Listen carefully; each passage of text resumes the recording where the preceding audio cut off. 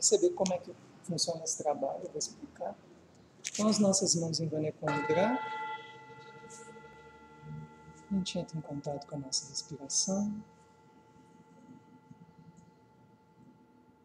A gente vai cantar o Guru Mantra para entrar em sintonia com essa sangha, com esse egrégora dos Siddhas, que através desses hoje a gente tem acesso a essas informações, que, como vem sendo falado aqui, é um manual de instruções para que a gente realmente se autoconheça.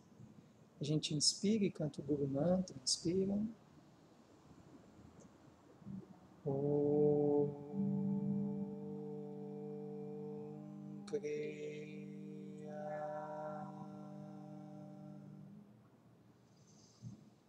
Bhambaji Namahu.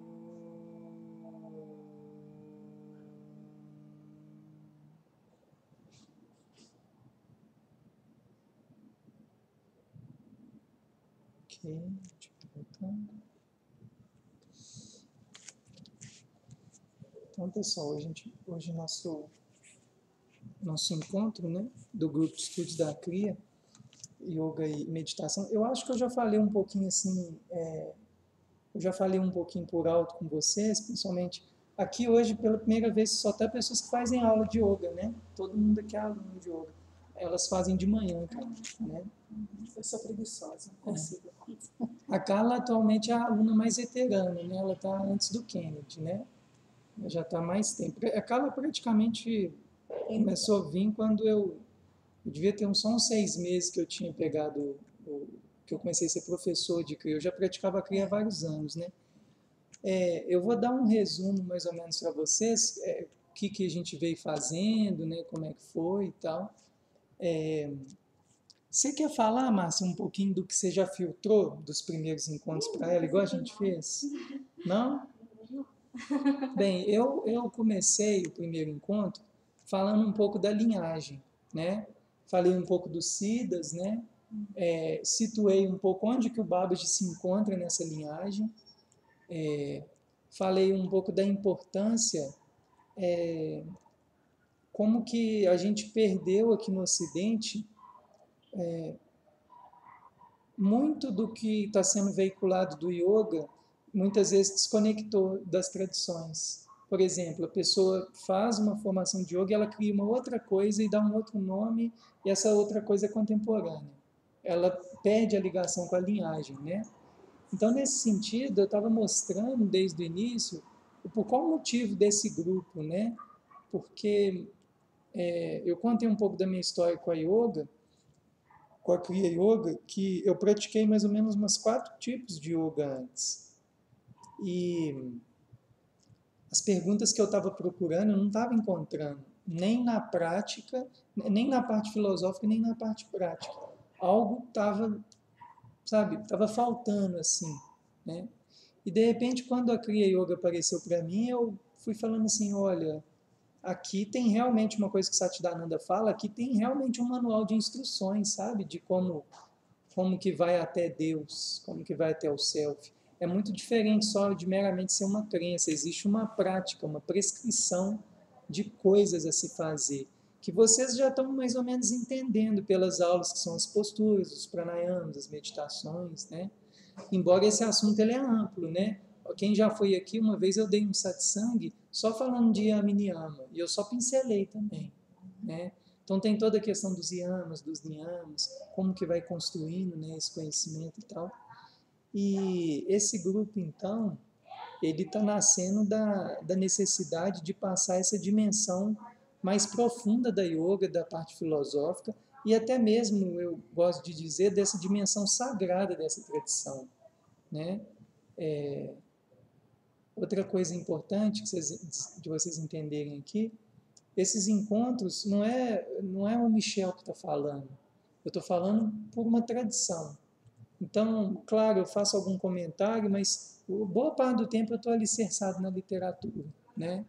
Então, eu basicamente, nos primeiros encontros, eu apresentei mais ou menos a linhagem, como que ela chegou até a gente, para vocês terem a dimensão do quanto que a informação não foi perdida, que ela chegou aqui, ela se manifesta aqui agora, né, com a gente, né, vindo do Lahiri Mahasaya, o Tetsua, Yogananda, o Yogi Ramaya, o Satchidananda, Nagalakshmi, ela me inicia, né. Esse grupo, a Andréia nunca fez curso comigo, mas todo mundo aqui já fez o aula de yoga. Vocês vão ver que esse grupo é um grupo mais leve, assim. Ele é um grupo, ele não tem uma pressa. Esse grupo não tem hora para acabar, né? Então, tipo assim, nós não temos assim 6 meses nós vamos estudar tal livro, tal. Não, a gente vai frequentar essa coisa chamada yoga, essa prática que cada um já está tendo aí na sua realidade, né?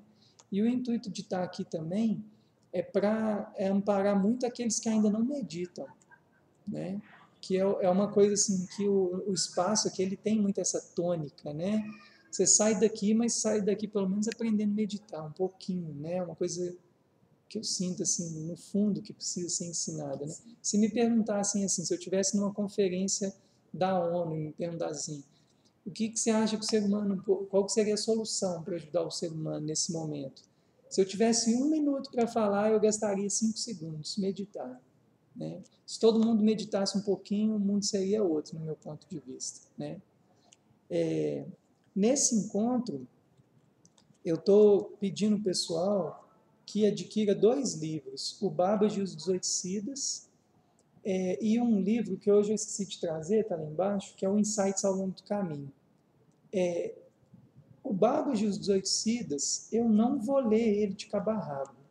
Eu vou só pincelar umas coisas, porque o intuito, talvez eu fique nesse livro uns meses, né? Mas vai ser meio assim, para vocês olharem para a tradição, olhar para quem é Babaji, quem são os Siddhas, né? Embora eu não quero me ater tanto na questão histórica, para não perder o propósito principal, que é o propósito do autoconhecimento e tal. Eu não quero entrar em muita divagação histórica, né, o que eram, né, mas eu quero dar pelo menos uma ideia inicial. Então, os primeiros encontros, eu estou só olhando esse livro, né, e a gente basicamente lê alguma parte desse livro, a gente está fazendo basicamente 2 meditações, eu inicio com uma meditação baseada em algum verso de algum sutra, né, igual a gente fez hoje, né, hoje a aula foi toda de verso de sutra, e depois eu leio um pouco, e no final eu vou pegar uma das técnicas meditativas e a gente vai praticar. O encontro está tendo esse formato.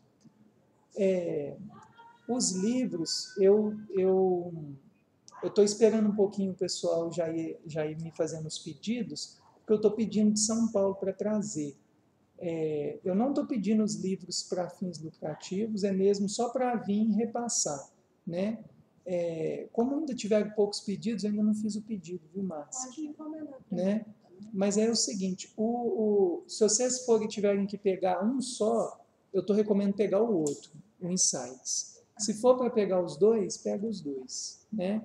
Esse livro aqui, a Nagalakshmi está vendendo ele a 45 e o do Insights a 40. E aí depois, quando eu fazer o pedido, a gente tem que fazer o rateio do frete, né, de todo mundo. Agora, é claro assim, vocês podem olhar na internet. Eu já encontrei mais caro, já encontrei mais barato, né? Eu compro dela porque eu sei que para ela vai para a instituição de Satchidananda, né? Então o dinheiro circula por lá. Estou seguindo ela no Facebook. Na Galáxia? Ela está fazendo vídeos? Não, ela está divulgando um curso de Kriyoga que ela faz. Porque ela sempre está iniciando, né? Ela vai iniciar em julho aqui em Belo Horizonte, né? Acho que agora ela está para... Cada hora está mesmo. Ela vai... Né? Então, assim, basicamente nos primeiros encontros foi isso, né? A gente também está lendo... Eu tô trazendo... é o terceiro? Esse é um terceiro. Terceiro, né, Márcia? Acho que é o terceiro, Eu também estou trazendo alguns poemas do Kabira aqui, que o Kabira era um suposto, né, yogi que era iniciado pelo próprio Babaji também, né? Olha só, para a gente começar uma breve prática, né, eu quero pegar o Sutra número 2 do primeiro capítulo, que vocês já devem ter ouvido, a Carla já deve ter ouvido eu falar muito desse sutra, Mas esse sutra, ele é muito profundo, assim. Os sutras, tá, só um detalhe. Nos encontros, vai ter também o estudo dos sutras, pretendo estudar a Bhagavad Gita, mas são textos mais profundos, assim. Né? Não é textos, como eu falei, não é uma pretensão de ser curso, por isso que vai ser mais lento. Mas é um mais lento que, ao mesmo tempo, é a nossa prática, né? Isso aqui que a gente está fazendo na yoga, a gente chama de satsang. Satsang significa o encontro da verdade. A gente se encontra para falar de temas da yoga e a gente compartilha as nossas experiências, né? O formato aqui de compartilha vai sendo natural, conforme vocês forem falando, ou a gente faz a prática, né? Nesses sutras do Patanjali, nesses versos do Patanjali, ele divide, né, ele divide o sutra, os sutras, ele divide em 4 capítulos, né? O primeiro capítulo é o de Samadhipada, né? É um capítulo que ele vai falando uma série de versos que vão ter muitos temas diferentes. Por exemplo, vão ter temas que vão falar mais sobre a entrega, versos que vai trabalhar mais a questão da entrega, da devoção. Vai ter temas que vai trabalhar mais a questão do samadhi, dos tipos de samadhi, os tipos de silêncio mental, né? Vai ter sutras aqui que vai falar sobre os tipos de flutuações da nossa consciência.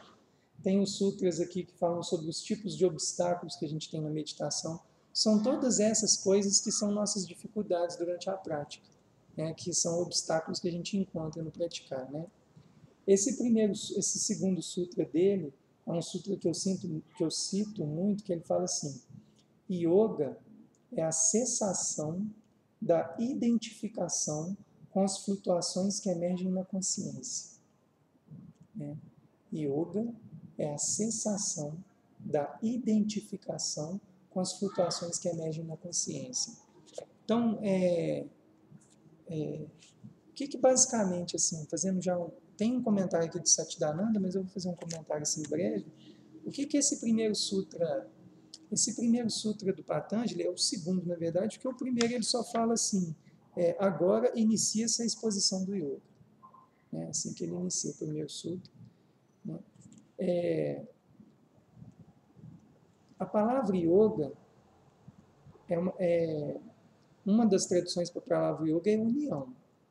É eu com o meu self, né? Com a minha verdadeira natureza. Por algum motivo, a gente não entra em contato com isso. E esse motivo é complexo, extremamente complexo. Né? As várias tradições vão explicar isso de maneiras diferentes. Né? Por exemplo, no budismo, você tem um assunto muito complexo e profundo chamado os 12 elos da originação interdependente, que ele explica exatamente como que você se confunde com a dualidade, onde você se separa de mim, Michel, do objeto. E desse nascimento, dessa separação, vão nascendo todos os sofrimentos. Né? Na yoga não vai ser diferente, vai explicar isso também de modos um pouco diferentes, mas vai explicar. Né? Quando o Patanjali fala assim, yoga é a desidentificação das flutuações que emergem na consciência. Existe todo um processo, como pode-se dizer, uma grande arquitetura para que o indivíduo vá desenvolvendo essa desidentificação com as flutuações. Mas a grande questão yoga é a união minha com o meu self, com a minha verdadeira natureza. Tá bom, eu tenho essa informação. Eu tenho essa informação que existe algo em mim que está além desse ego, dessa carcaça aqui, dessa autoimagem. Né? E aí você recebe outras culturas. Existe um Buda dentro de mim, existe um Cristo dentro de mim e tal. Ok. Então, yoga. Isso é yoga. Né? Agora, como que esse processo se operacionaliza? Como que isso realmente vai acontecer? Né? Aí o Patanjali já fala, né? Yoga é a desidentificação das flutuações que emergem na consciência. Ele está falando justamente aquele momento que a sua mente, você quer ficar em paz, mas a tagarelice não deixa, né? As informações ficam pimpolhando, ficam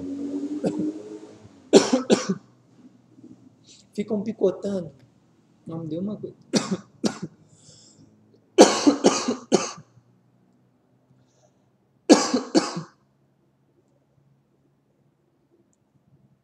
Deu uma ranhura na garganta. Não tem água aí, não? Eu acabei de tomar meu chá. Você falou que você Não, calma, deixa eu ver. Se ficar, eu vou pedir. Eu vou lá, que eu também tô com sede, então. Tá. Obrigado, cara. Então, essas flutuações que a gente está falando delas o tempo inteiro, essas flutuações que emergem na nossa consciência, elas são muito profundas. Elas têm muitas camadas. Vamos dar um exemplo. Você pega para meditar um dia e, durante o seu processo de meditação, você está tentando praticar a meditação do desapego, ok? A meditação do desapego, ela é uma das prescrições para praticar esse sutra aqui, né? Quando coloca aqui como prática, fala aqui, ó, conforme pensamentos, emoções ou sensações perturbadoras surjam, pergunte-se: posso me livrar disso? Cultive o desapego em relação a eles. Meditação do desapego, né? Mas aqui tem uma pergunta interessante, né? Vem aquela flutuação, eu posso me livrar dela? E aí é interessante que a gente vai descobrindo que muitas vezes a gente não só não pode, como não quer, né? Aí você vai descobrindo as suas estruturas, os seus apegos, as suas identificações. Então, eu não vou ampliar muito esse assunto, não, mas só para trazer uma luz assim, quando você pega para parar, não sei se vocês já pensaram nisso, você pega para simplesmente parar de pensar, não é o parar de pensar, você pega para se desidentificar, que é muita meditação do desapego, ok? Aí, vamos supor que surge uma cena. Ô, Carla, obrigado. Você conseguiu tomar água? Que eu enchi o filtro. É isso que eu ia te falar. Tá? Você encheu agora, né? Achei que tinha acabado. Por exemplo, quando você pega para fazer uma meditação do desapego, ela é a prática desse sutra aqui. Né? Porém, o Satchitananda, né, tradutor desse livro, ele coloca assim: posso me desapegar disso? Posso me livrar desse pensamento que está vindo? E aí, olha que interessante. Você pega para fazer uma meditação do desapego e de repente começa a vir uma letra de música na sua cabeça. Uma letra, né? E aí, olha que loucura. Vem uma letra de uma música que talvez você goste e que talvez você queira escutar. Existe um desejo. Por exemplo, vamos supor que aconteça isso, tá? Você diz, não, automaticamente, não, depois eu vou ouvir música. Ou, né? Agora, olha só. Para existir algo que surge na sua mente, já tem alguém que observa esse algo, que é você. Ou seja, qualquer flutuação que surge na sua mente tem um eu observando. Tem um eu que construiu uma experiência prévia. Não surge na sua meditação uma informação. Quer dizer, pode surgir algumas coisas bastante não muito compreensíveis assim, mas comumente nessas flutuações não vai surgir uma coisa que geralmente você não tem uma experiência prévia. Ou que pelo menos, se não é uma coisa prévia, mas que tem alguma ligação com alguma outra experiência. Como, por exemplo, vem na meditação um sentimento de raiva. Ele é a sua flutuação naquele momento. Então pensa bem, para tudo que surgir, um pensamento, um sentimento, uma imagem, uma sensação, existe um indivíduo que está ligado àquilo, né? E aí você vai vendo o quanto que você está se relacionando com isso tudo, que você está atrelado a isso tudo. E aí você vai percebendo a dimensão do apego ou da identificação que a gente tem com as coisas, né? Só é como se fosse assim, se tira todas as identificações, o que sobra? Se a partir do momento que você se desidentifica até de quem você é, o que sobra? Sendo que muitas vezes para nós a única coisa que nos resta é nós mesmos. Isso é muito louco, né? Se você for parar para pensar. E aí é tão complexo a gente desapegar, porque a gente precisa ter uma autorreferência para se autorreferenciar. A gente precisa ter uma referência para se autorreferenciar. Ah, olha, apareceu um pão de queijo. Eu adoro pão de queijo. Olha, apareceu uma música, eu adoro ouvir música. Nossa, apareceu aquele conflito no trabalho, eu detesto aquela pessoa. E aí vai. Mas sempre tem um objeto que observa e que se identifica. E aí quando você tira isso tudo dela, como que a gente lida com esse vazio? Como que a gente lida com esse lugar, né? E aí que tá. Esse lugar que vai sumindo algo que observa, o observado ou o objeto que está sendo observado por algum observador, que é você, quando a meditação começa a falar solta, solta, solta, yoga, é assim, o seu self vai ter que aprender a desidentificar, para que você acesse o seu self yoga, você vai ter que aprender a desidentificar das flutuações que emergem na consciência, né? Eu estou tentando ampliar, que é um assunto que a gente fala muito aqui, mas às vezes é raso, é mais profundo. Se você vai, a prática vai te mostrando que é mais profundo. Então, assim, quando a gente se coloca nessa condição de ter que desidentificar, a gente pode ser um momento de uma extrema fragilidade, porque você pode chegar um momento de você não ter mais a autorreferência ali, né? A yoga, ela vai ensinar na visão cosmológica dela, a visão de como se dá a evolução, né? A cosmologia tem esse objetivo, né? A yoga, embora ela não é um paradigma aceito pela filosofia ocidental, né? Pelos gregos, né? Filosofia grega, não é aceito no nosso processo acadêmico convencional, a ciência convencional não é aceita. Embora hoje a gente está encontrando algumas pontes com a mecânica quântica, né? Que vem indiciando algumas coisas que eles vêm chamando de causação descendente. É um raciocínio onde se entende que para chegar na matéria, primeiro precisou ser operado na mente. Está entendendo? Não é da matéria que vai à mente ou da matéria que vai à consciência, é da consciência que vem até a mente. Né? Por isso que a gente está vivendo o paradigma consciencial, né? Que cada vez está ampliando mais o poder dos nossos pensamentos na manifestação das coisas, né? Então, bem, essa é uma visão que está sendo agora muito fortemente assim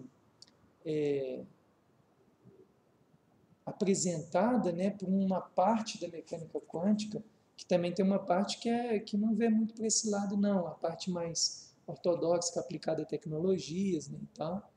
Mas uma parte desse pensamento a gente vem encontrando ressonância com o budismo, com a yoga, etc., que é o que os mestres falavam, né?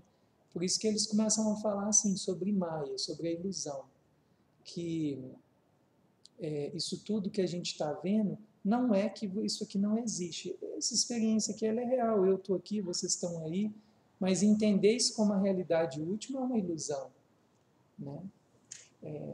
E aí a prática ela vai trazendo alguns desdobramentos disso, né? Quando você começa a se colocar a meditar, você começa a entrar em contato com, eu gosto de usar muito essa palavra, com instâncias, com níveis de compreensão que até então muitas vezes você não estava acessando, né? Então, assim, esse primeiro sutra, né, que para mim é extremamente profundo, essa cessação da identificação com as flutuações da consciência, ele tá convidando a gente a muitas reflexões, assim, olha, eu realmente eu posso ficar nesse sutra aqui horas, assim, porque dá para desdobrar muito assunto aqui dele, assim. Mas esse sutra ele convida a gente para muita coisa. Por exemplo, olha um dos convites que esse sutra, que a simples meditação do desapego convida a gente.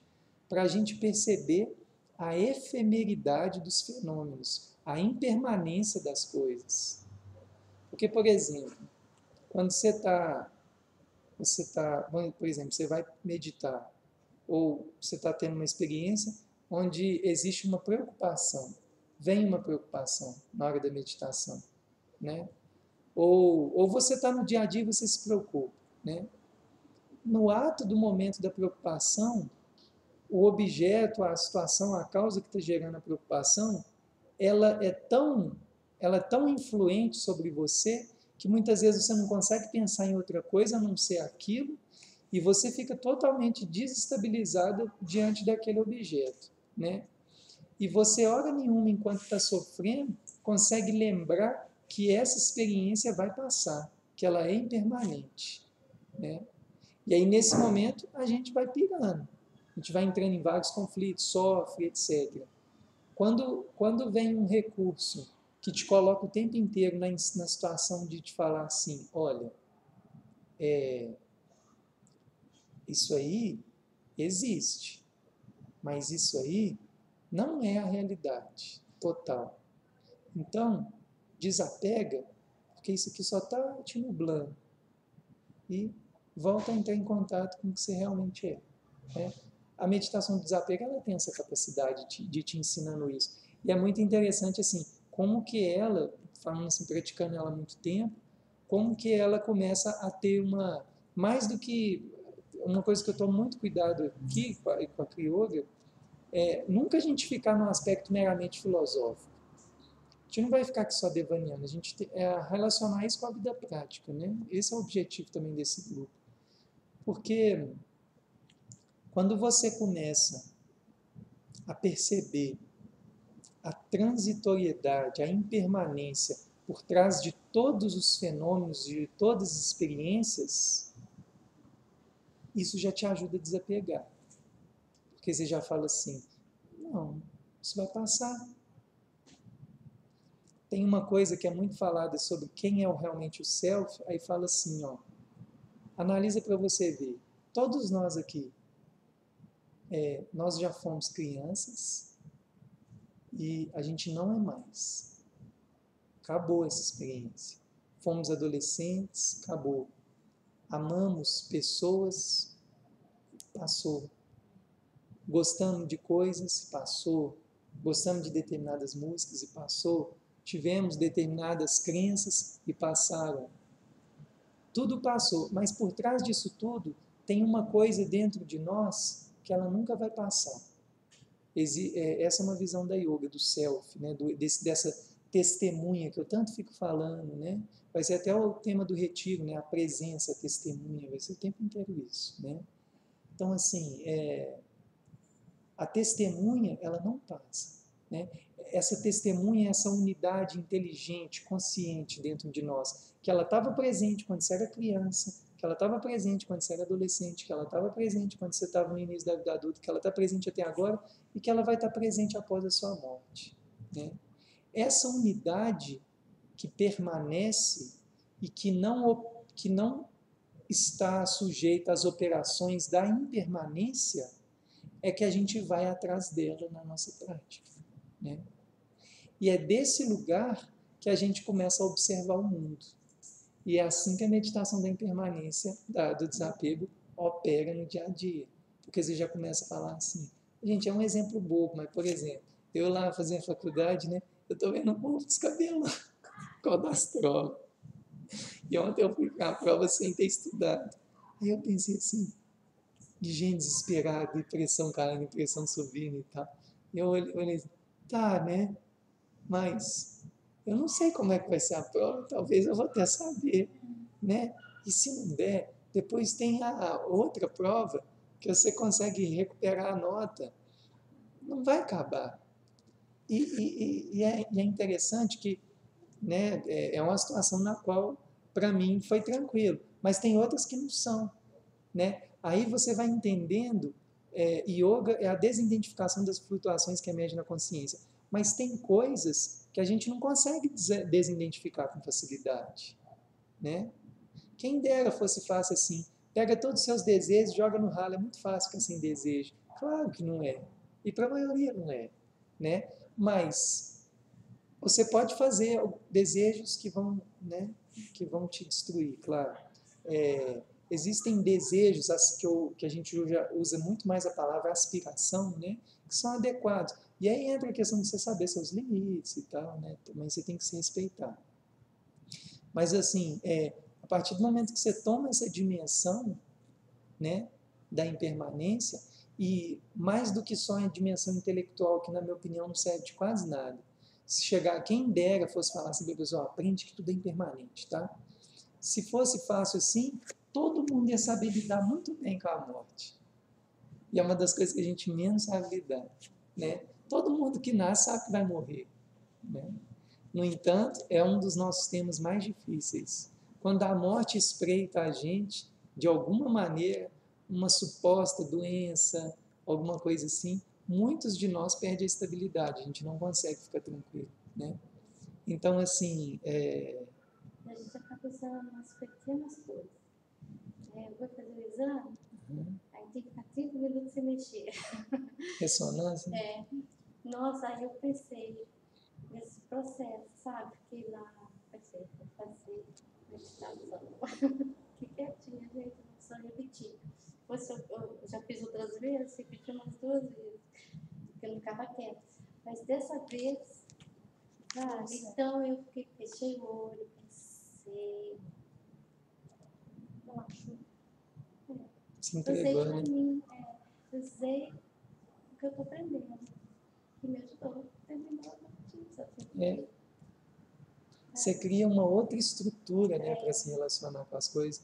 Eu vejo quanto que a meditação do desapego, esse sutra especificamente, me tira de muitos maus lençóis, né? Teve um dia, eu lembrei muito de você, cara, uma época, foi de você, eu não sei. Eu estava lá no sítio da minha família, e aí eu fiz a meditação. Eu acessei um trem tão pesadelar, assim, sabe? Eu senti um pânico, assim. A coisa foi me tomando. E aí começou porque eu estava no sítio sozinho, né? E aí começou, não, vai vir gente aqui, vai assaltar, vai me matar, vai não sei o que lá. Mas lá dentro dessa bagunça toda tinha uma fagulha de lucidez falando assim, desapega, deixa embora, né? E foi isso que me manteve aprumado, né? Naquela sombra toda. Que eu não sei se eram outras vidas, eu posso ter acertado alguma coisa, algum material, né? Tem um assunto que é só assim a título de curiosidade mesmo. Acho que tem um vídeo lá no canal do YouTube, depois se vocês quiserem assistir ou pesquisar esse assunto, o tema dos sanskaras, né? Os sanskaras, ele é uma da forma de a gente entender por que é tão difícil desidentificar de determinados padrões, né? São padrões dos quais a gente está muito habituado. Então, quando a gente pega para meditar, para desapegar daquilo, aquele padrão ele ainda é muito forte, né? Por exemplo, vamos colocar um exemplo assim. A pessoa que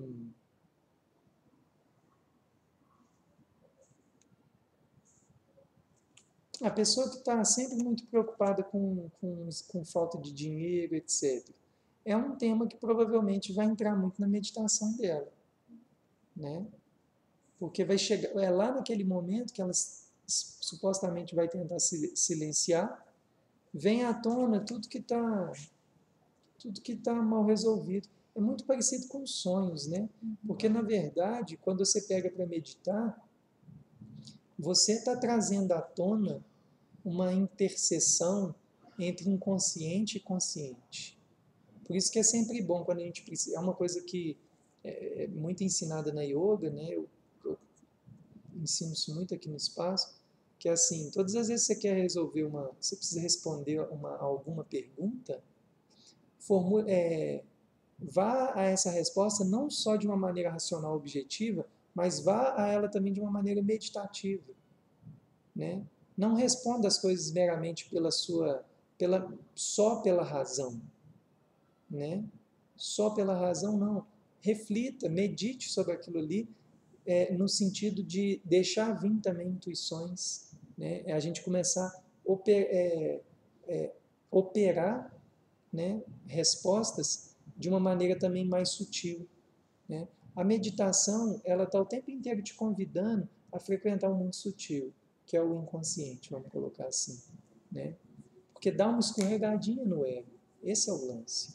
Na hora que você fica ali, ó, aí você vai se entregando, é como se você estivesse tirando todas as armaduras, botando elas aqui assim, tudo no tatame. Tira a armadurinha aqui, tira a armadurinha. Agora eu estou livre, estou leve. Aí de repente vem. Não vinha porque a armadura não deixava, né? Por isso que eu falo, a meditação é um grande psicólogo, é um grande psicoterapeuta, né? Desde que você esteja atento, com um caderno, aconteceu, você anota, né? Bem, essa pequena prática que a gente vai fazer aqui agora vai ser basicamente isso. A gente vai sentar, fazer a meditação do desapego e quando começar a surgir as flutuações, você vai perguntar assim para elas, ó, posso me livrar disso? Né? E deixa vir a resposta. Talvez vai vir uma resposta assim, não, você não pode se livrar disso ainda. E aí você vai se perguntar, quem é que está falando que eu não posso me livrar? Né? Às vezes, quem é que está falando é o Michel que está pegado a determinada coisa. Às vezes, vai vir uma fala que é assim, você não pode se livrar disso, porque essa experiência ainda é importante para você. E aí você vai aprendendo a ter muita parcimônia com o seu processo também, muita calma, né? Uma coisa, pessoal, que eu posso compartilhar, assim, que eu venho percebendo com a minha própria prática e com a prática dos outros, é assim, se você não reconhece os seus limites, você cai numa armadilha muito grande, sabe? É importante reconhecer aquilo que você dá conta, aquilo que você não dá conta, e o que você não dá conta, não é que você vai ser leniente, você vai ser autocomplacente com aquilo, mas talvez você tenha que entender que você ainda precisa de passar por aquela experiência, né? Porque senão a gente pode cair numa rigidez, né? Que como Krishna mesmo fala para o Arjuna, já vira uma prática iógica demoníaca. Né? A prática iógica demoníaca estou fazendo um paralelo aqui entre yoga e budismo, mas é o pensamento do asura, da pessoa competitiva. Sua prática vira um processo de autocompetição. Né? Não, eu vou me desapegar disso mesmo e tal. E talvez é uma experiência que você ainda não está totalmente preparado. Mas existe uma arquitetura para você, né, para você alcançar aquilo. Né? Então, podemos praticar um pouquinho? Podemos? E depois a gente volta. Pessoal, não precisa nem fazer 16 pranayams, nós vamos deixar para a prática final, tá? As meia hora final a gente vai meditar, meditação mais longa. Essa aqui é repousa, te mudra, observa tudo que surge na mente, e se perceber algum padrão de apego, você vai perguntar, posso me livrar disso? Ok?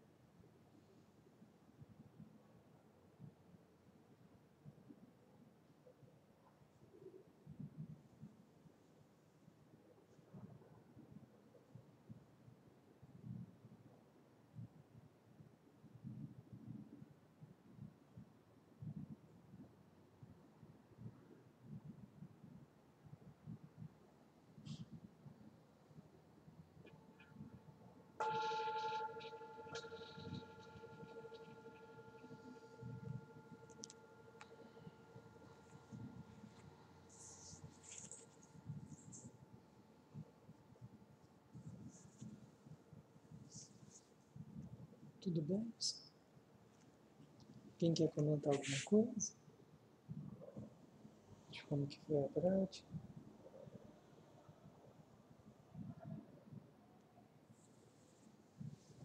Engraçado, eu tinha meditado mais só pela manhã, né?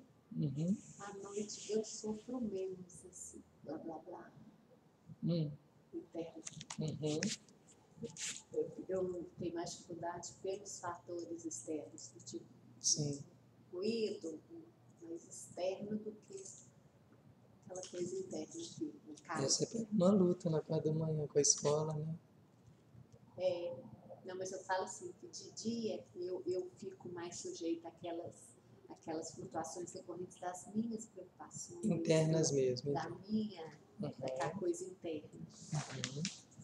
Do que à noite, porque agora achei mais tranquilo. Por isso que a gente recomenda muito a prática de manhã e noturna, né?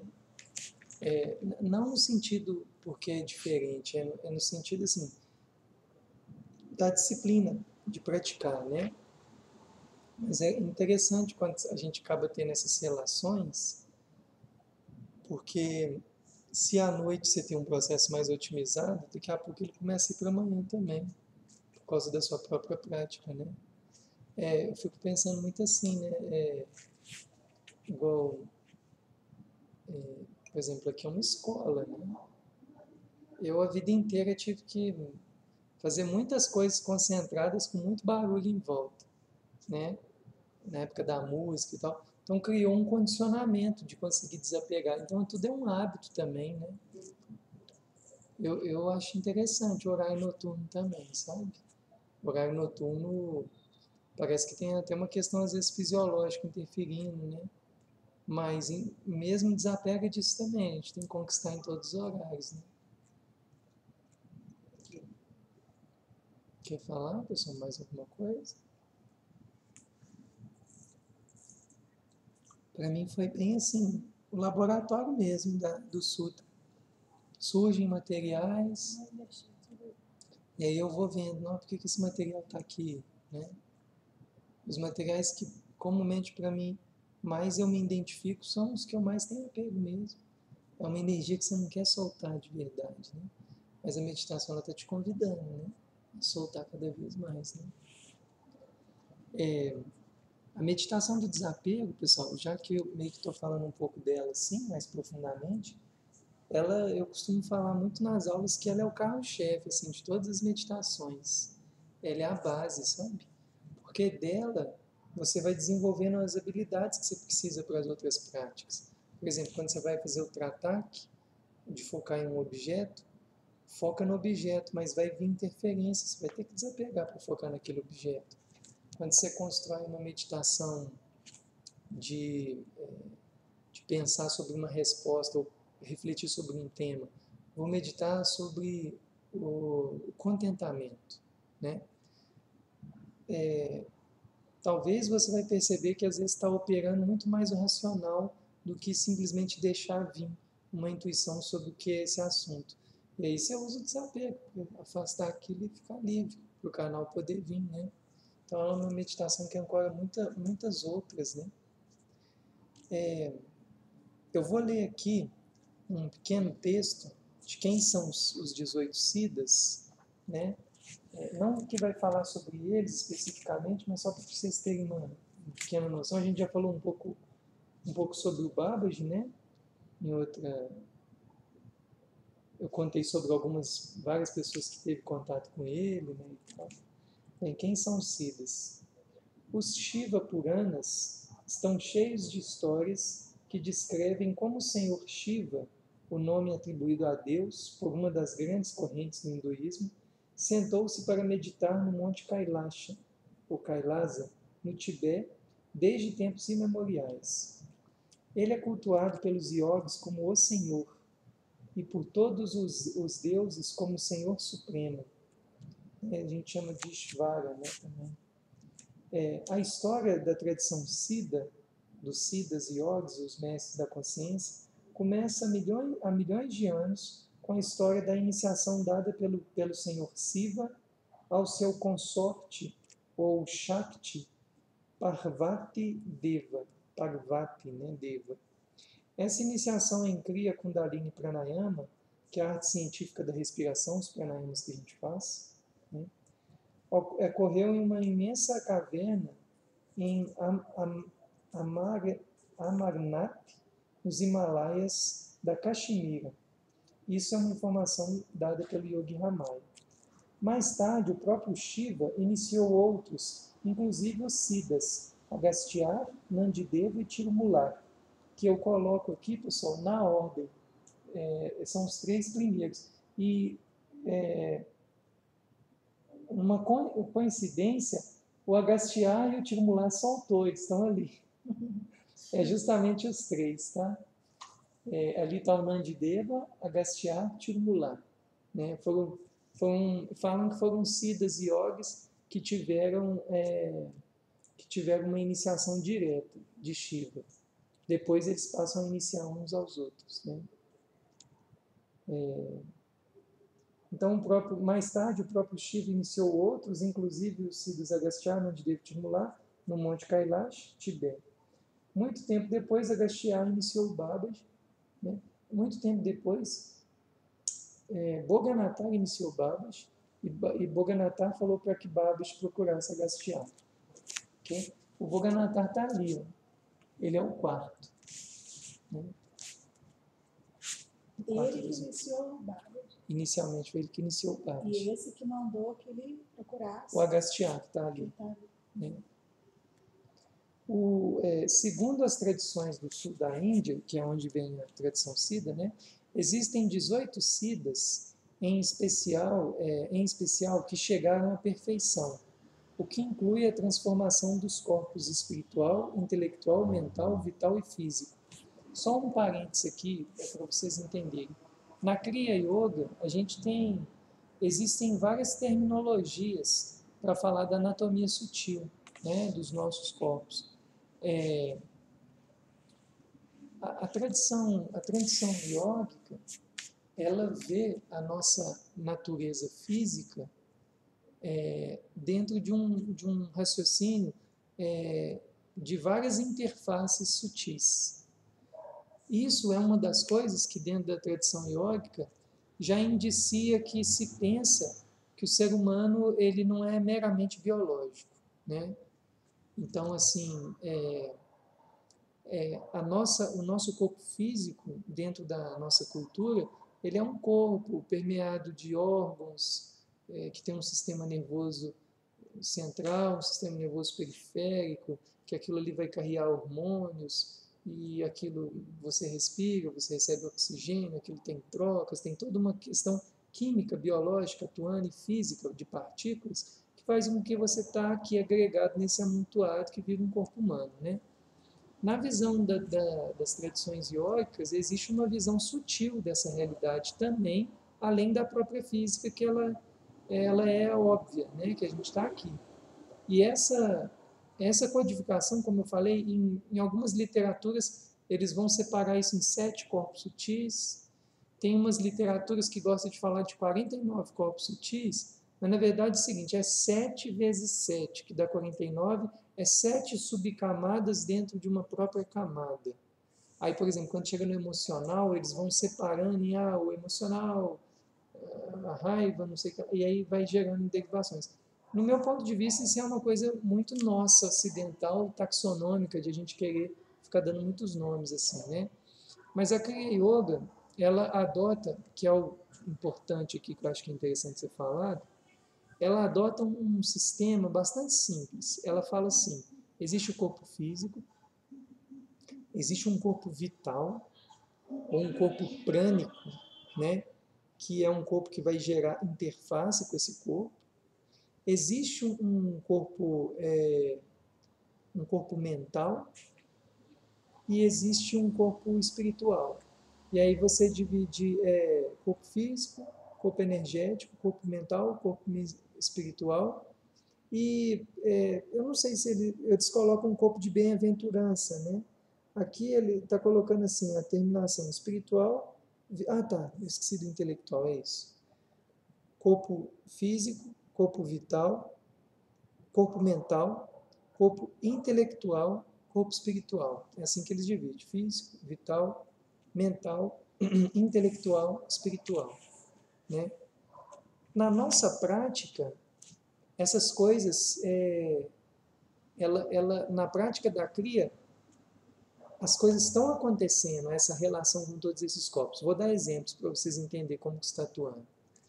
Vocês fizeram uma série de asanas, né? As posturas. E aí geralmente a gente termina a aula com Purna Shava Shanti, com Yoga Nidra, né? Nesse momento, quando é pedido para que você relaxe profundamente, muitas vezes, não sei se muitos de vocês provavelmente percebem isso mesmo, porque você vai ficando muito comum na prática. Você vai começando a tomar uma dimensão do seu corpo muito diferente. Por exemplo, você sente vibração no corpo inteiro, energia, o corpo pulsando, arrepiando. Tem gente que sente até o movimento dos chakras e tal, né?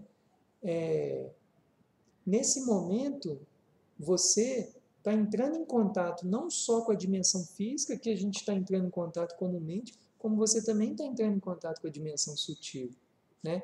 É fazer um pouquinho de asana, colocar uma respiração ponderada, começar a praticar pratyahara, a retração dos sentidos, que você de repente começa a perceber, engraçado, tem algo a mais aqui.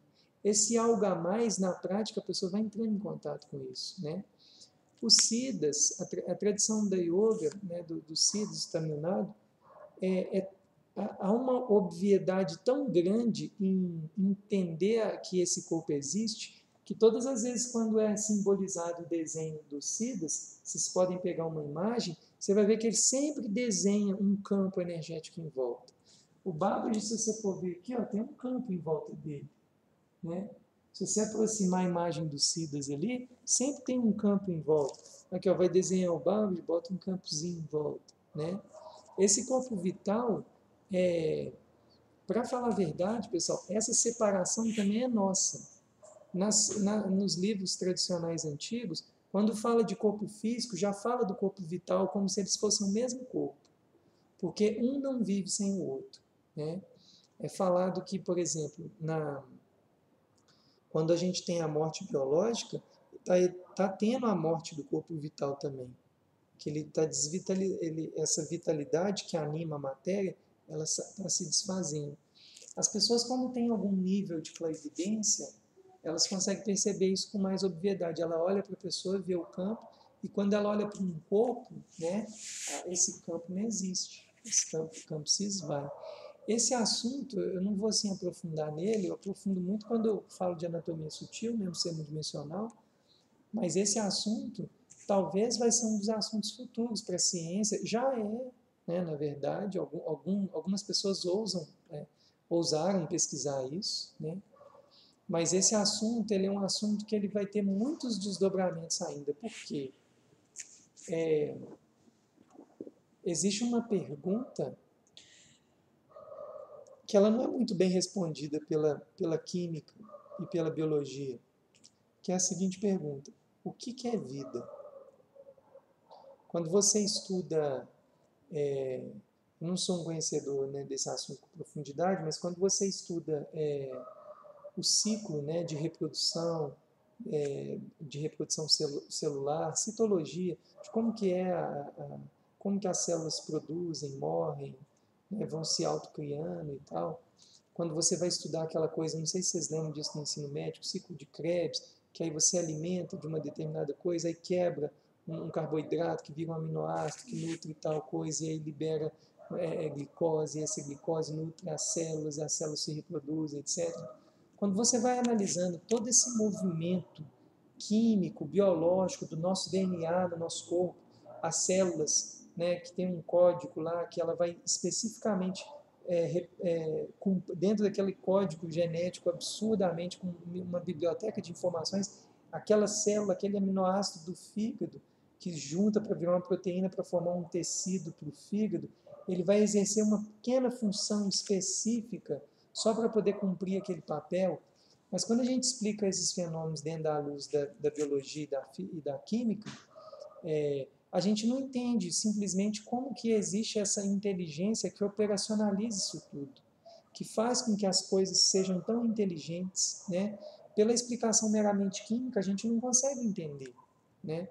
E aí, dentro de um raciocínio antigo, né, dessas tradições, existe sim uma inteligência por trás, que é uma anatomia sutil, chamada esse corpo vital, ou esse corpo prânico, que ele consegue meio que carrear essas coisas e levar as coisas para onde elas têm que ir, né? Existe um biólogo chamado Rupert Sheldrake, que ele vem há muito tempo dentro da ciência mais ortodoxa, né? Ciência convencional. Ele vem falando de uma coisa chamada campos morfogenéticos, que na verdade esses campos morfogenéticos, que significa campos das formas vindo a ser, é uma espécie de uma explicação para isso. E ele meio que está chegando nessa conclusão com outras terminologias, né? Mas resumindo, a gente frequenta muito bem esses corpos na prática. Isso não é um assunto místico, é praticar, né? Você vai começando a praticar, você começa a sentir essa fenomenologia diferente. Quando fala do corpo mental, é a nossa própria mente operando, a gente está entrando em contato com esse corpo o tempo inteiro. O fato de você fechar o olho e estar pensando, isso é o corpo mental operando. Esse é mais óbvio, porque nós somos seres sencientes, conscientes de nós mesmos, que a gente sente que a gente pensa. Pensa num picolé de morango. Vem na sua mente um picolé de morango, isso é pensamento, você está criando essas imagens, né? Quando a gente fala do corpo intelectual, esse é um assunto interessante, o intelectual dentro aqui da visão da yoga não é esse nosso intelectual ocidental, que é daquela pessoa que tem erudição, tá? Aqui nós estamos falando quando a gente fala de intelecto dentro da visão aqui da Kriya Yoga, nós estamos falando de Buddhi, né? O Buddhi é o corpo das intuições. É um lugar inteligente, que é uma parte de nós, que ele opera sem ser de uma maneira mental, racional. Ele opera por outras leis, que são as leis da intuição, vamos colocar assim, né? Quando você pratica, por exemplo, como que a gente pratica isso em Kriya Yoga? Quando você pratica meditações, tipo essas meditações de temas, vou pensar sobre o contentamento, aquela coisa que eu falei aqui antes. E você vai pensar sobre contentamento, mas não vai ser assim. O contentamento é quando a pessoa sente como se não faltasse mais nada para ela. Isso aqui é o racionalizando, né? Numa prática de acessar Buddhi, né, o corpo intuicional, você se coloca em meditar e você vai ficar ali, contentamento. Aí de repente começa a vir assim, um monte de coisa na sua mente que você não pensou em nada, você não forçou para pensar, você não esforçou em pensar. Porque esforçar em pensar é uma ordem do corpo mental. O intuicional não é assim que ele opera, né? Pessoal, antes de eu saber dessas coisas, eu tinha muitos esses questionamentos. Como que eu vou saber quando é eu que estou pensando e quando é uma intuição, é um insight, o famoso insight, né? A yoga me ensinou a saber diferenciar, né? Porque quando é eu pensando, eu entendo que já tem operações das quais eu estou acostumado a caminhar, são caminhos comuns. A intuição ela é uma coisa mais avassaladora. Eu estou dando assim, estou tentando dar adjetivos para a intuição, mas ela é mais assim, de repente vem, você fala, nossa, como é que eu não pensei nisso? Né? A intuição, para que ela venha, a mente tem que estar relativamente apaziguada, porque se você está cheia de coisas, não tem como essas coisas descerem, né? Então, por exemplo, quando você está praticando a yoga, quando você está praticando alguns tipos de técnica, você está trabalhando o processo intuicional, né? Dependendo do tipo de técnica. E aí, o que a yoga vai transformando o indivíduo? Um indivíduo mais intuitivo, né? A pessoa vai se tornando mais intuitivo. E isso, pessoal, é como eu falo, de colocar isso dentro de um espectro, um sentido de uma coisa prática para a nossa vida, existe uma utilidade de ser uma pessoa mais intuitiva. Você tem um recurso a mais para refletir sobre determinadas coisas, né? Para mim, a intuição ela vem sendo incorporada na minha vida muito para tomar decisões, muito, né? Extremamente. qualquer coisa, assim. Quando eu tenho que tomar uma decisão que é um pouquinho mais delicada, eu não deixo só o mental operacionalizar as minhas decisões. Eu deixo a intuição operar. E aí o que eu faço? Pranayama, pego uma meditação sobre um assunto e deixo aquilo vir. E muitas vezes leva tempo para a intuição vir, ok? Eu não sei se você sabe, quando eu conto a história das meditações despertar do self coletivo, eu conto muito isso. Era uma pergunta que eu fiquei 1 ano meditando nela. 1 ano assim, eu não meditava nela todo dia, mas eu sempre, a pergunta era, como que uma pessoa parada, sem fazer nada, pode contribuir positivamente com o planeta? Parada. Essa era uma pergunta que eu não tinha uma resposta clara para ela. Embora muitos autores explicam o caminho das pedras, mas para mim não era suficiente. E depois de muita meditação, de muito insight, eu fui compilando um saber, um entendimento, algumas informações, até científicas, que aí um dia eu falei, ó, existe um trabalho. Aí eu comecei, meditação do despertar do self coletivo, que é o que a gente faz toda sexta aqui, né? Que é um trabalho que veio de uma intuição, né? A intuição na nossa vida prática ela é extremamente importante, porque quem disse que quando você está operando só pelo seu mental, você não está operando por um instrumento que já está muito ruidoso, que já está muito viciado. Sabe por quê, pessoal? Quem opera no nosso mental? São nossas crenças, são nossos paradigmas, né?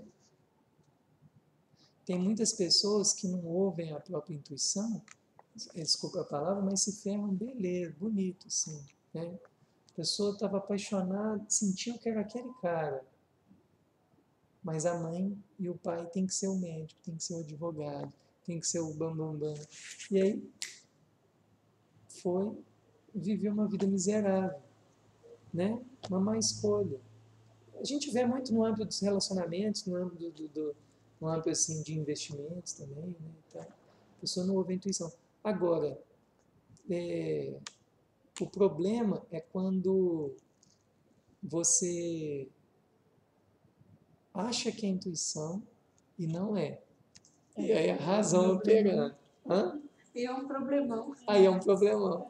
Né? Que é um negócio, que tipo assim, aí eu falo que é muito, que a gente vê muito assim, em lugares muito espiritualistas, né? Começa a ficar assim, ó, André, tô com uma intuição aqui para te falar. Na verdade, não é uma intuição, é eu racionalizando, é meu ego, entende? Eu não estou intuindo nada. E aí é interessante que a prática, ela vai, com o tempo, você vai pegando os indícios do que é uma intuição. Eu não sei se vocês estão percebendo, eu estou um pouco desdobrando para explicar a intuição, porque ela não é algo assim simples, né? É simples de explicar, mas você tem que vivenciar para você perceber. Então, assim, na dúvida, abstenha-se, né? Mas com a prática da meditação, que é uma das partes da sadhana, você aos poucos vai percebendo quando é mais intuitivo e quando não é, entende? E é só o tempo vai mostrar. E quando a gente fala do último corpo, do corpo espiritual, nós já estamos falando de um lugar que é um lugar muito mais profundo, que ele acontece muitas vezes nas nossas experiências também de prática. Quando você tem experiências que eu falo, experiências mais extrapoladas, né? Como na yoga é chamado dos samadhis, né? Existem vários tipos de samadhi. A gente tem uma classificação, tudo isso é classificação, é nomes que a gente dá, né? A palavra samadhi vem de silêncio mental. É quando a mente simplesmente entrou de férias e a pessoa fica naquela... Eu gosto muito dessa expressão budista, naquela vacuidade ali, naquele vazio ali, que é muito luminoso, esse vazio, ele não é simplesmente vazio, né? Só acontece que na yoga a gente tem algumas separações para o samadhi, a gente classifica os samadhis em samprajnata samadhis e asamprajnata samadhis. Isso depois a gente vai falando desses assuntos, né? Mas os samprajnata samadhis, eles estão muito ligados a quando você tem essas experiências de vazio mental, de silêncio mental, ligado a como referência inicial um objeto. Pode ser um pensamento específico, ou uma forma, né? E aí você tem um samadhi. Agora, as experiências de ação pragmata samadhi são experiências mais profundas, é onde você não tem nem referencial e você tem essa experiência, né? Essas experiências trazem muitas vezes para o praticante uma dimensão muito profunda do ser que até então ele não entra em contato.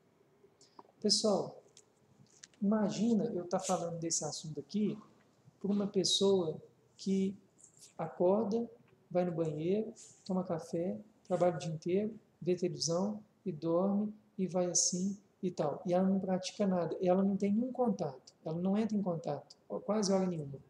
Ela não vai entender quase nada do que eu estou falando aqui. Porque nós estamos falando de coisas que aparentemente são extremamente sutis e subjetivas. Mas a partir do momento que você passa a praticar, você passa a ter um elo que liga o sentido a isso que eu estou falando aqui, né? Entende? Porque você pratica, você acaba vivenciando. Eu falei aqui no primeiro encontro, isso é um assunto interessante também de ressaltar. Eu falei aqui no primeiro encontro que a yoga, nas aulas às vezes raramente dá tempo de explicar isso com um pouquinho mais de profundidade, que a yoga ela também é entendida como uma ciência dentro do hinduísmo, né? Os eruditos, né, indianos que escrevem sobre a yoga, que compilam materiais sobre a yoga, e os tradicionais milenares aí deixados, né, ela é vista sim como uma forma de ciência. Porém, é uma ciência que ainda é bastante mal interpretada, porque nós ocidentais a gente criou um tipo de ciência que é baseado nos sentidos físicos, nos 5 sentidos sensoriais, tá? O budismo gosta de chamar a mente de sentido, tá? Olha como é que já muda a história. Nós temos tato, paladar, olfato, visão, né? A gente tem os 5 sentidos, né? A audição. No budismo a gente tem os 6 sentidos e um deles é a mente, né? Então, assim, a gente criou uma ciência que ela tem como método de comprovação uma experiência que ela é reproduzível e que ela é observável através das experiências sensoriais. Isso é ciência no Ocidente, ok? O que foge disso já vai ficando mais truncado. Não é que não tenha. A psicologia, enquanto uma ciência, ela também vai falar de fenômenos aparentemente subjetivos, mas que eles usam recursos estatísticos e tal, e eles conseguem aferir alguma coisa. Agora, o que é muito mal entendido? Que, por exemplo, na yoga, a yoga enquanto ciência, que isso não é tão aceito. Porque é assim, ó, eu pratico, você pratica, você pratica, você pratica. E aí, nós temos experiências comuns, como, por exemplo, depois de uma postura muito intensa, a gente sente mesmo um vibrar de energia e um chakra, uma parte igual um vórtice, aí todo mundo sentiu isso em algum nível, né? E a gente faz algumas análises, vê que não seria só físico isso, não seria só uma questão orgânica, muscular. E aí quando você tem essa experiência, eu tenho, todo mundo tem, a gente afere que isso é um tipo de realidade e que isso acontece na prática em determinado asana, em determinada meditação, em determinada prática de pranayama. Então, esse conhecimento, a gente passa a ver ele enquanto uma verdade. Só acontece como que eu levo isso para um laboratório, né? Isso é irreproduzível. O que o laboratório pode conseguir fazer é colocar um eletrocefalograma na gente, perceber que naquele momento onde todos relataram aquele mesmo tipo de fenômeno ou fenômeno semelhante, as ondas cerebrais vibravam em teta. Vamos dar um exemplo? Mas mesmo assim, você precisou de uma base física para comprovar uma experiência interna. Mas o que a gente está levando em consideração é que esse compilado de técnicas que a gente pratica, os asanas, as posturas, os pranayamas, as meditações, são técnicas que foram milenarmente testadas por esses mestres e que eles perceberam o efeito delas. E hoje essa informação chegou até nós. E cabe a nós simplesmente se submeter em querer praticar e ver se aquilo realmente funciona. que pode não funcionar, mas pode funcionar. E se funcionar, você já vai começar a falar assim, é mesmo, quando eu faço yoga eu fico menos estressado. São dados simples. Quando eu faço yoga, minha ansiedade diminui. Dados simples. Aí depois começam os dados mais complexos. Nossa, depois que eu comecei a fazer yoga, minha pressão arterial diminuiu e eu tenho 30 anos que eu tomo remédio controlado. O médico tá bobo, talvez a gente vai até ter que largar o remédio. Você acredita nisso? Acredito, né? E aí vai vindo. Por enquanto eu estou falando do mais físico. E aí vai vindo as coisas mais sutis. Nossa, estou tendo vários insights, várias sacadas, percebendo várias coisas, né? Então a yoga, ela é um tipo de ciência, mas para a gente manter a nossa sanidade mental, a gente precisa praticar junto e perceber, porque sempre tem um viajandão também, entende? Uma pessoa que sai da curva e vai longe, e a pessoa às vezes pode estar beirando um processo de esquizofrenia, uma psicotização, né? Então isso também tem que tomar cuidado, né? Tomar cuidado, assim, existem experiências muito diferentes, assim, e que é realidade, mas o indivíduo ele também tem que ver se ele não está perdendo o senso, né? Que é muito diferente entre um xamã e um yogi, que frequentam níveis de realidades distintas, sutis, mas ao mesmo tempo eles estão muito presentes aqui, né? Uma coisa que eu percebo, pessoal, só um parênteses assim, que eu já estou dando um parentaço aqui, antes de eu conhecer essas tradições e estudar com mais profundidade, o que eu tinha de contato com a espiritualidade, que eu já estava buscando, era muito o que é veiculado muito no Ocidente, né? O conhecimento esotérico aqui. Mas uma coisa que me chamou muita atenção na yoga e no budismo é o quão existe um senso profundo de realidade, de presença. Não é uma coisa viajada, doida, estou vendo luz e tal. Essas experiências podem até acontecer, mas não se perde esse senso, né? Eu costumo falar que chega a ser mais pé no chão do que ciência, assim. Essa presença, né? Quando você vê a luz, você já tem uma noção legal do que se trata. Uhum. Porque aí você já tem um certo conhecimento, sabendo como lidar com esse tipo de situação. Mesmo que você acabou de falar sobre a aura, né? Você vê as cores em volta. Então, eu te falei, às vezes eu vejo uma coisa colorida. Então, hoje eu já sei do que se trata. Como do que se trata. A gente aprende a lidar com essas coisas. Porque isso é real. É o que eu falei, eu não sou louca, eu estou vendo. Já não é problema de vista. Então, você aprende a entender do que se trata e fez uma outra lado. E aí você vê, aí eu de vez em quando vejo, aí outro vejo, não é tão assim fora da curva não, essas coisas acontecem. Agora o senso de realidade que eu estava me referindo é uma coisa assim, por exemplo, só um exemplo para vocês entenderem a diferença, ok?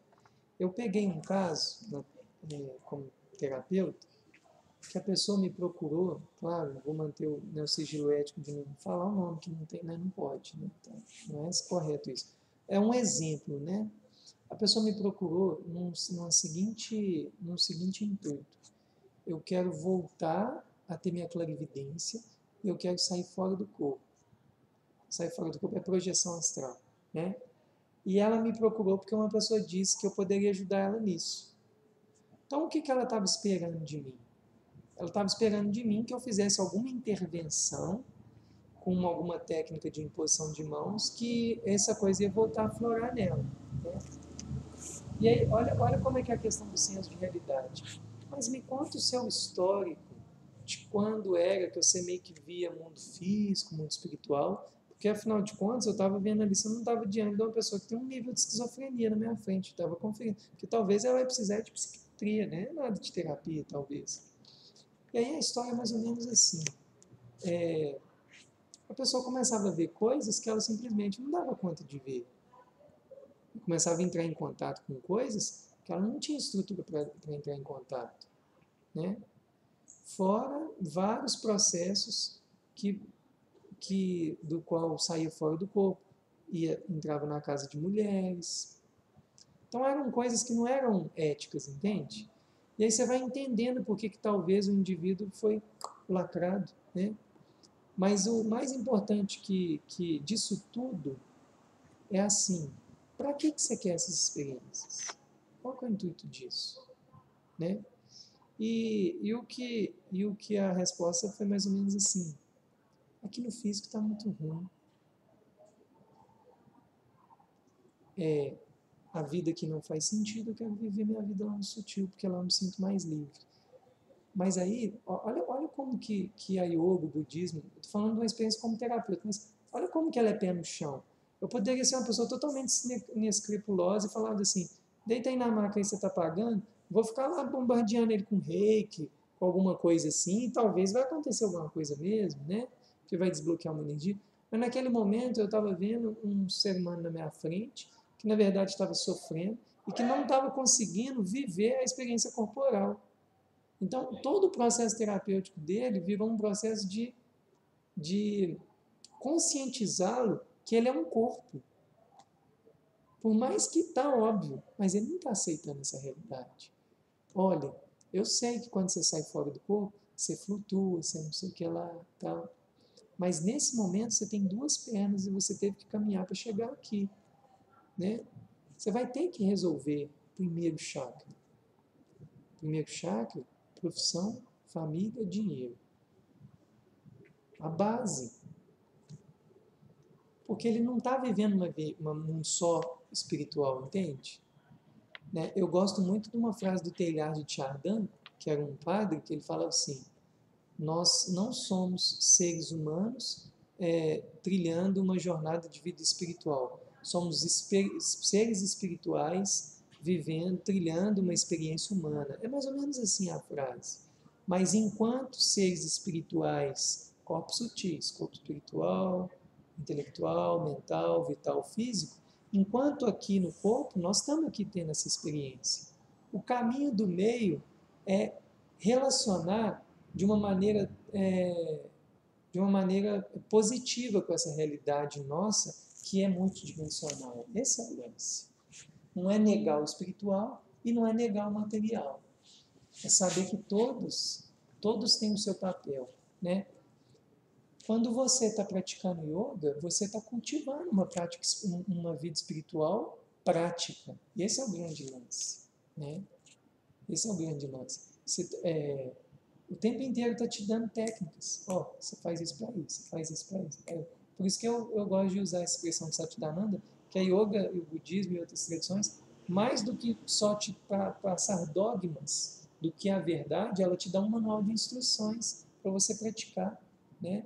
Se você vai acessar a sua verdadeira natureza, não importa. O importante é uma fala muito da Dalai Lama. Você está se tornando um ser humano melhor? Isso é o que importa. Estamos nos tornando pessoas cada vez melhores? A yoga me torna um ser humano melhor? Se ela está me tornando, isso vale muito, né? Esse senso de realidade, ele é gritante para muitas pessoas. Porque eu estava falando antes que meus primeiros contatos com a espiritualidade era uma coisa assim muito hollywoodiana. Você vai ver espírito, você vai ver nave, você vai ver não sei o que lá, você vai encontrar com isso, encontrar com aquilo, seu guia espiritual, etc, etc. Eu sei que isso tudo existe, mas o que eu fui entendendo com os orientais é que se por trás de todos esses fenômenos não tiver algo sincero e genuíno que entende realmente por que eu estou fazendo isso, é só mais uma distração. Antes você se distraía andando de bicicleta, depois de carro, agora você quer ver espírito, agora você quer sair fora do corpo e ter experiências astrais. E aí não para. E aí cada vez é mais identificações da mente. Né? Então essa visão ainda, né, da yoga como uma ciência, ela ainda não é muito bem entendida, né? Mas ela né? Enquanto uma prática que ela chega a ser reproduzível, né? faça tais asanas, faça tais meditações, você vai ver que você vai ficar um pouquinho mais em paz. Você vai praticando, essa paz vai vir, né? Cada vez em níveis mais profundos. Né?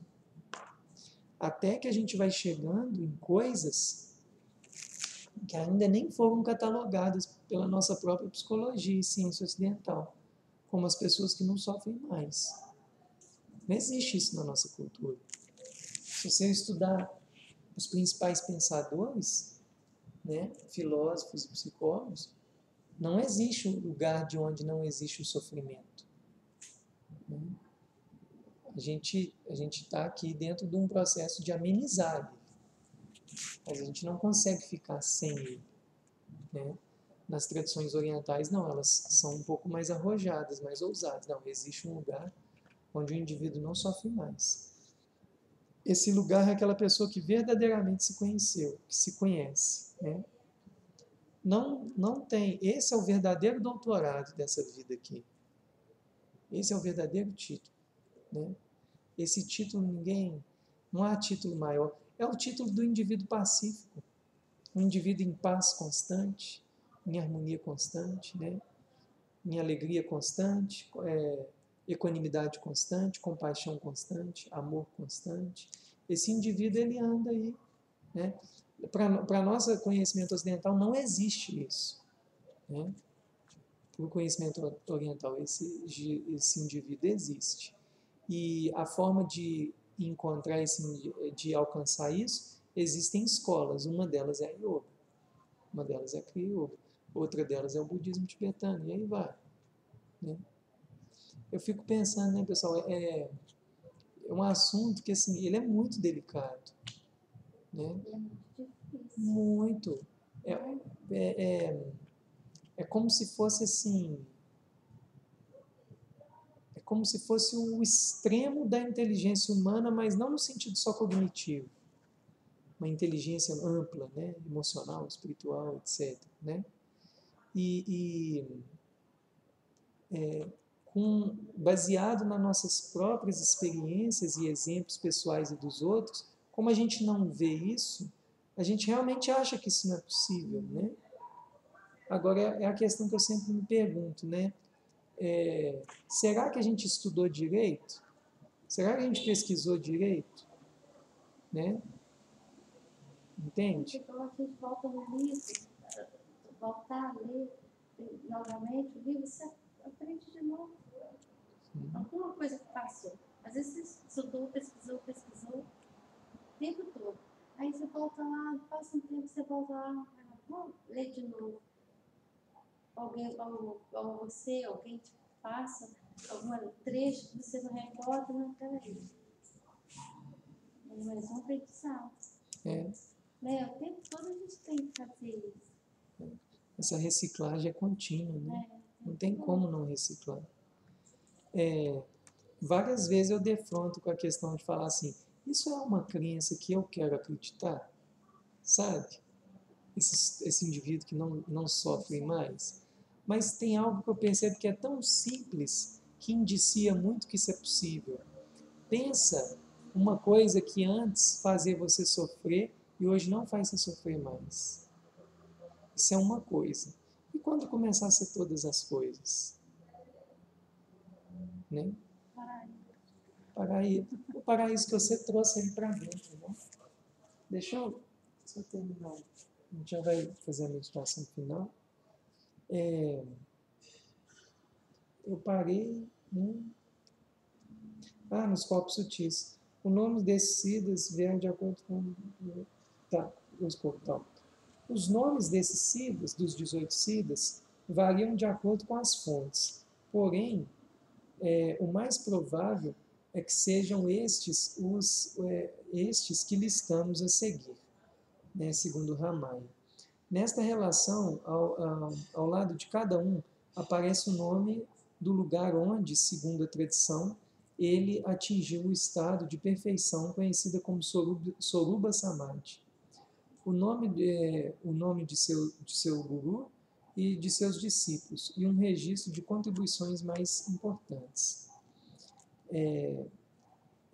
Porque não está aqui, vai estar isso aqui agora. Veja também, aí tem uma figura aqui do mapa de Sri Lanka e tal. Além desses 18 popularmente conhecidos Siddhas, como Patinetu Siddha, há muitos outros que aparecem em outras listas de várias fontes, entre eles o Konkeyar, Punakizar, Pulastiar, Punaikanar, Pulipane, Kalanji, Alugani, Agapaye, tem vários outros Siddhas. E aqui eu nem falei o nome dos Siddhas para vocês, né? Eu tenho outro material aqui que fala de todos eles. Tem a figura deles também. Tem a figura. Eu quero mais é ler o grosso mesmo deles, tá? Depois, quando vocês tiverem o material, tem o nome de cada um. Então. Depois de alcançar a união ou o yoga com Deus ou a realidade suprema no plano espiritual, dissolvendo-se na divindade como um grão de sal no oceano, estes Siddhas passaram por uma transformação progressiva de seus corpos intelectual, mental, vital e finalmente físico. Ao chegar a uma perfeição tão integral quanto essa, toda a sua natureza humana passou por uma transformação divina. Embora sua façanha esteja além da compreensão humana, um estudo comparativo de suas vidas e escritos fornece insights valiosos do potencial humano. Só um assunto aqui, pessoal, que é o seguinte, esse é um assunto que eu sempre gosto de falar com ele com um certo cuidado, assim, para a gente pensar que a gente não está sendo muito doido, assim, né? Porque o Sorupa Samadhi é uma experiência que fala que o indivíduo ele transpassa a morte biológica, né? Quando eu converso com a Satchidananda, a Charan, com a Nagalakshmi, esse não é um assunto assim que a gente fica perseguindo, sabe? Nós não ficamos assim, nós vamos fazer yoga para desmaterializar e a gente vai burlar a morte física, biológica, né? O Buda teve morte biológica, né? Grandes mestres tiveram morte biológica. Mas é dito nessa literatura que esses indivíduos tiveram esse fenômeno. Eu não estou aqui para botar a mão no fogo, vocês terem que acreditar nisso, okay? Que isso aconteceu ou não. Mas como o Satchidananda coloca aqui, existem alguns indícios na literatura que mostram algumas coisas um pouco estranhas, como, por exemplo, a ressurreição de Cristo, né? Que é um assunto que é muito mal explicado também. Como assim o cara morre e depois ele aparece de carne e osso? Né? São coisas que ficam meio truncadas, a gente não, é difícil, né, ter um posicionamento assim, né, sobre isso. Porém, houve um caso na Índia, recente, na década de 50, acho que foi em 57, de um yogi chamado Sri Ramalinga. O Ramalinga, ele era considerado um santo indiano, e ele era um cara extremamente provinciano, ele não era um cara que ele não viajava pelo mundo, ele ficava lá no lugarzinho dele, o ashram, muito simples e tal. E o Ramalinga, ele era um grande sábio, ele desde muito cedo ele já sabia das coisas, iam muitos mestres de yoga ir lá ouvir ele, criança, pedir conselho para uma criança. Né?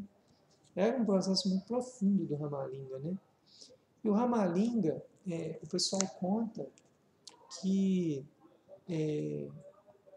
bem ali mais ou menos no início dos anos 50, aqui nesse livro tem esse registro, o Ramalinga começou a ficar um pouco translúcido e que tiveram que colocar um pano sobre ele, porque estava ficando muito exótico aquela situação, né? E que o Ramalinga, aconteceu um episódio que ele falou com as pessoas que ele ia embora, né? Ia ter a morte dele, né? Que ele ia... E que era para deixar ele num quarto, lá onde era o ashram dele, e nesse quarto pediram para fechar a porta e ele ia ficar 7 dias lá. E nesses 7 dias, era um ashram que era frequentado, né? A história que conta é que nesse dia houve um fenômeno lá, um trovão, uma luz violeta lá, que bateu e passou depois de um tempo, Ramalinga não existia. Ramalinga desmaterializou, né? E a polícia local procurou o Ramalinga nas redondezas, né? E isso foi documentado lá na Índia, ele não foi realmente encontrado, né? Tem um outro caso, no budismo, O budismo, um pouco, aí há algumas diferenças entre o budismo e o Shaiva Siddhanta, que são duas tradições, né, que eu respeito muito, que eu sigo muito, que eu pratico, mas o budismo ele tem uma diferença, o budismo ele não fica falando muito desse assunto de imortalidade, não. Mas, por exemplo, o Sogyal Rinpoche, no livro tibetano Viver e Morrer, ele conta a história de um, não sei se era um monge, mas era um praticante budista, que ele teve um discurso bem parecido. Falou, olha, eu vou ter minha morte biológica, deixa o meu corpo ali, daqui 7 dias ele não vai estar mais lá.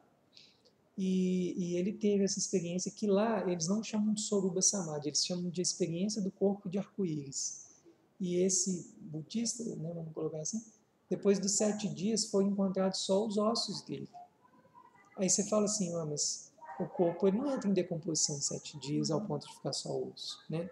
Então, existem alguns fenômenos aí, né, alguns indícios que apontam sobre essa experiência que esses yogis tiveram, né, extremamente profundas. Mas tem tanta energia que desintegra. Tem uma... Se você pedir a minha opinião, eu tenho uma opinião sobre isso. Eu explicaria isso por uma visão da yoga, ok? Quando você está fazendo, concentrando no processo meditativo, você está fazendo uma coisa chamada pratyahara. A pratyahara é traduzido como retração de sentidos. Você deixa de jogar energia, porque onde o seu olho vai, a sua energia vai. Esse é um conceito que a gente usa muito em yoga, né? Sua energia vai nos seus desejos, nos seus apegos, na sua fome, nas suas identificações. Você está jogando energia para tudo quanto é lado.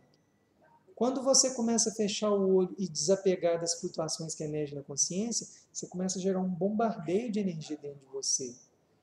A yoga pede para você fechar o sistema. Por que a yoga está pedindo o tempo inteiro para você ficar... Você olha aqui uma imagem do Babaji, da esposa dele, da Mataraj, o tempo inteiro está todo mundo fechando o circuito. Por que a gente fecha esse circuito? Para que a energia não vaze. Aí você fecha o circuito. Você vai fechando circuito. Esse bombardeamento de energia vai harmonizando Ida e Pingala, vai ativando o Sushumna Nadi, vai despertando a Kundalini, e esse fogo vai aumentando dentro, e você vai criando níveis de consciência aqui dentro. Num nível muito profundo, o bombardeamento de energia é tão grande que energia, a massa, quando ela acelera acima da velocidade da luz, ela vira energia. A pessoa some, ela sai daqui. Isso é possível, né, dentro desse ponto de vista, né? Por isso que quando a gente começa a fazer yoga, a gente sente uns calores muito, muito diferentes. Pessoal, eu já cansei de estar aqui praticando, tipo, no inverno, você fez asana, não saiu uma gota de suor durante o asana, que era um movimento físico. Mas na hora que você sentou e começou os pranayamas, você pinga. De onde que vem esse calor? Tá entendendo? É assim que a gente vai vendo a gente tem que checar a nossa...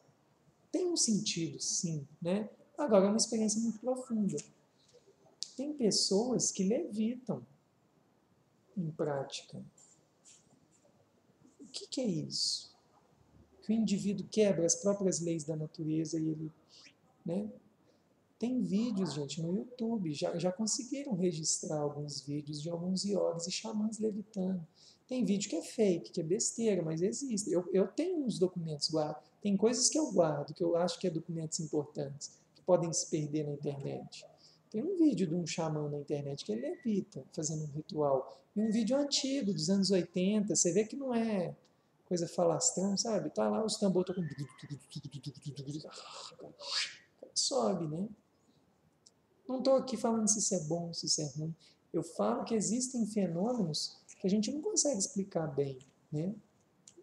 Agora, assim, esse é um assunto que eu estou tocando aqui.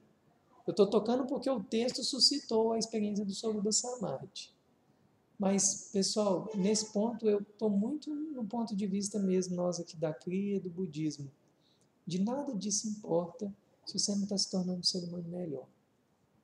Senão você fica apegado a fenômenos, a experiência. Aí começa a comparação. A minha meditação foi melhor que a sua, eu vi bola de luz, eu vi meu guia espiritual, você não viu nada e tal, né? esse tipo de praticante, na minha breve caminhada nessa vida, eu posso falar que é os que não vão se sustentar. Porque eu já conheço, desculpa a expressão, vou usar uma expressão bem chula, eu já estou virando puta velha nessa história, sabe? Eu estou cansado de ver isso. A pessoa chega falando de muita coisa miraculosa, muita experiência, muita experiência. Isso não vai se sustentar. Sabe por quê? Porque essas experiências geram apegos. E aí uma frase de um grande yogi também indiano, o Cira Aurobindo, ele falava assim, eu já falei muito dessa frase aqui, no caminho espiritual existem muitas flores, mas você vai olhar para elas, ver a beleza e desapega, continua sua caminhada. As flores são os seeds, são os poderes. Sabe por quê? Olha só, André, pensa numa coisa aqui. Você vem aqui e tem uma meditação assim, que você sente umas coisas que acontecem, tá? Né? Que você se sente ligado em tudo, em todos, no amor, na compaixão, você se vê na poeira cósmica, que não existe a separação entre eu e o outro, aquela felicidade que você sempre projetou em alguma coisa fora, você encontrou na meditação. E aí você sai daqui falando assim, gente, que coisa maravilhosa e tal. Aí semana que vem você já chega, nossa, será que eu vou ter aquela experiência de novo? Caiu. E aí naquele dia, aí no dia depois que você teve essa experiência miraculosa, foi assim, o pneu, aí o joelho, e aí não aconteceu nada. E aí frustração. Aí uma atrás da outra. Aí chega um momento que a sua prática começa a ficar, você perde a aspiração na sua prática, você perde o entusiasmo. Porque, na verdade, você criou a sua própria armadilha. Né? Esse encontro, ele é muito para isso. Estão entendendo? É muito para a gente sair dessas armadilhas. Né? Porque muitas pessoas não chegaram, não tiveram esse tempo. Desistiram antes. Né? Para mim, hoje, pessoal, meditar é um ritual igual de simplesmente tomar banho. Eu não tomo banho pensando que hoje o meu banho vai ser mais maravilhoso que o de ontem. Né? A água hoje está mais quentinha, né?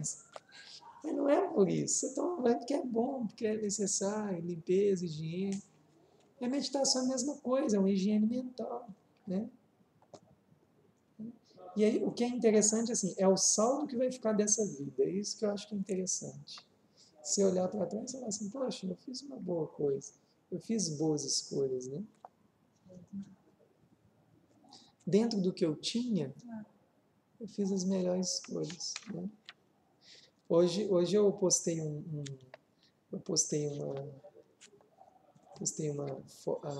Márcia trouxe uma fita de VHS que meu pai entregava para todo mundo de Taichuan, e aí eu postei um texto sobre aquela fita. Está lá no meu Instagram, que foi um negócio bem interessante. A fita do qual meu pai doava para as pessoas aprenderem a fazer Taichuan, uma pessoa que hoje vem na minha aula de yoga traz de volta essa fita, sendo que essa fita, eu também ganhei uma dessa fita, e essa fita de alguma forma me fez praticar essas coisas, né? E aí eu falei desse processo ciclo, né, através da fita. Depois você lê esse texto, é bem interessante. Como que uma coisa simples impacta uma vida, né? Se ensinar, hoje eu falo assim, você ensinar a pessoa a meditar, talvez é um dos maiores tesouros que a pessoa vai receber na vida inteira. Eu falo para vocês, pessoal, no dia que realmente me ensinaram a meditar, me ensinaram assim, me deram as ferramentas, né? Porque esse saber meditar é um assunto muito amplo.